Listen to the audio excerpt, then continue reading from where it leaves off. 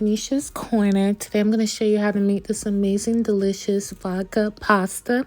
And these are my ingredients. So you're going to need some rigatoni, but of course you can use whatever pasta you prefer with like the ridges on the edges, and that'll work as well. I also have some good quality grated Parmesan cheese as well as the regular stuff in the grocery store. I'm going to use both of them. And I have Spicy Girl sitting here, of course. I have garlic. I have a shallot. If you don't have Spicy Girl in your house, I don't know what's going on with you. But the link will be below for you to order up. Alright, so of course I'm going to get right into it and cook up my pasta. I'm only using half the bag.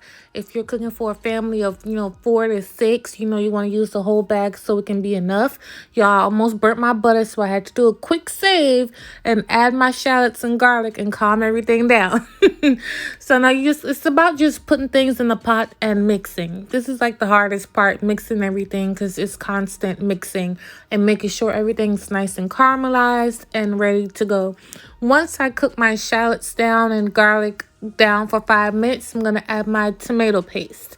And again, I didn't use the entire can because it's just the two of us. All ingredient measurements will be in the description box, so make sure you guys check that out.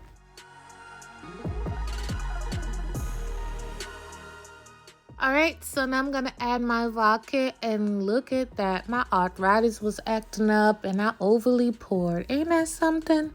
But yeah. Yeah, I'm going to have to do something about that. But let's get back to the recipe, you guys. You want to mix this up and cook your alcohol off for about a minute or so.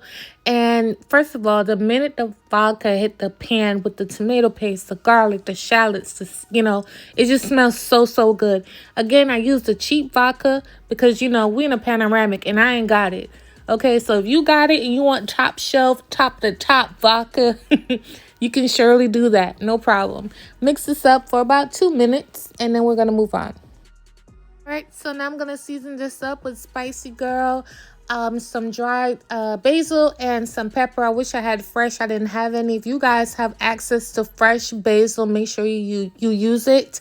And that's that. So now I'm just going to mix it up. Make sure you put your salt to taste. I'm not using a lot of salt. If you've been watching me for a while, you already know why.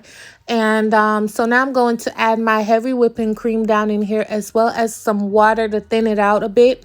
You can use the pasta water. I chose to just use fresh water.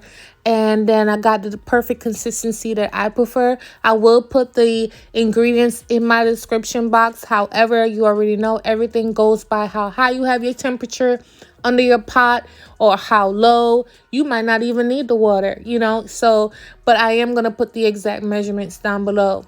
Now I'm going to add the pasta down in here as well as the cheese, mix it up, and you're pretty much done here, Make sure you guys taste your sauce. If the sauce don't taste good, the pasta ain't gonna taste good.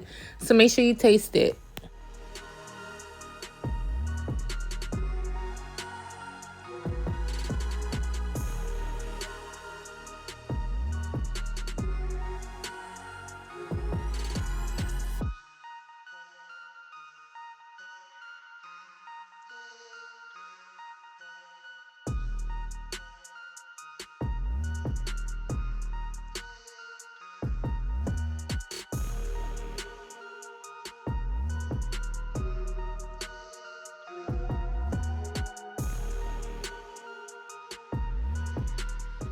Alright, so to finish this up, I just added some more black pepper on top, some fresh parsley, and of course some more of that delicious cheese over top, and that's it.